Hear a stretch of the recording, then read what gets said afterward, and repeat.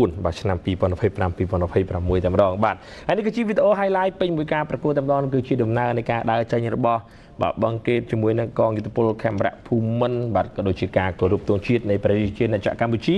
មុននឹងការប្រកួតចាប់ផ្ដើមផងដែរនៅក្នុងការប្រកួតនេះសម្រាប់កងយុទ្ធពលខេមរៈភូមិន្ទស្ទើរតែមិនមានឱកាសសម្រុកទៅលើទីរបស់បង្គេតបាទប៉ុន្តែយ៉ាងណាក៏ដោយយើងក៏មានរូបភាព highlight ដូចជាវីដេអូបាទពេញមួយការប្រកួតបាទតាំងតែពីវគ្គទី 1 គឺជាការកែបាល់ចេញពីជើងរបស់កងយុទ្ធពលខេមរៈភូមិន្ទឯកសណ្ឋានអាវពណ៌ក្រហមខោក្រហមនិងស្រោមជើងពណ៌ក្រហម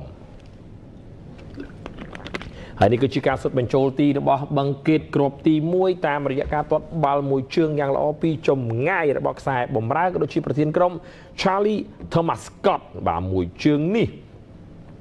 បាទគឺពិតជាខ្លាំងហើយមានល្បឿនលឿនចំគោលដៅល្អតែម្ដងធ្វើឲ្យអ្នកចាំទី Matlani មិនអាចជួយសង្គ្រោះបាល់បានឡើយបាទការទាត់បាល់បែបនេះរបស់ Charlie Thomas Scott បាទដែលជាគ្រាប់បាល់ជួយបាទផ្ដល់បាទភាគរយកាន់តែខ្ពស់ឲ្យទៅកាន់បង្គេតនៅក្នុងការឡើងទៅជុំបន្តមានឱកាសក្នុងការរកគ្រាប់បាល់ទី 2 ផងដែរប៉ុន្តែ Charlie Scott ធ្វើមិនបានសម្រេចបាទស្របពេលដែលអ្នកចាំទី Matlani សង្គ្រោះបាល់បាននៅក្នុងការប៉ុនប៉ងរបស់ការ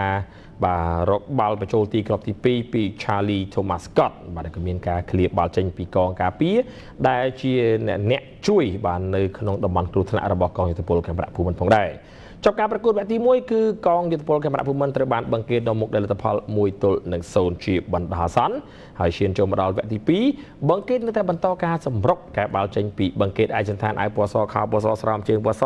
នេះគឺជាឱកាសនៅក្នុងការរកគ្រាប់បាល់របស់បង្គេតប៉ុន្តែសាយូសូសបាទគឺជាអ្នកសង្គ្រោះបាល់នៅក្នុងប្រអប់គ្រោះថ្នាក់តាមរយៈការស្លាយបាល់ចេញបន្ទាប់ពីមានការបញ្ជូនបាល់ពីខ្សែប្រយុទ្ធចំណូលថ្មីអ៊ីវសវណ្ណារាបញ្ជូនមកអ៊ីហ្គូបេនតូប៉ុន្តែបាល់មិនដល់ជើងរបស់អ៊ីហ្គូបេនតូឡើយ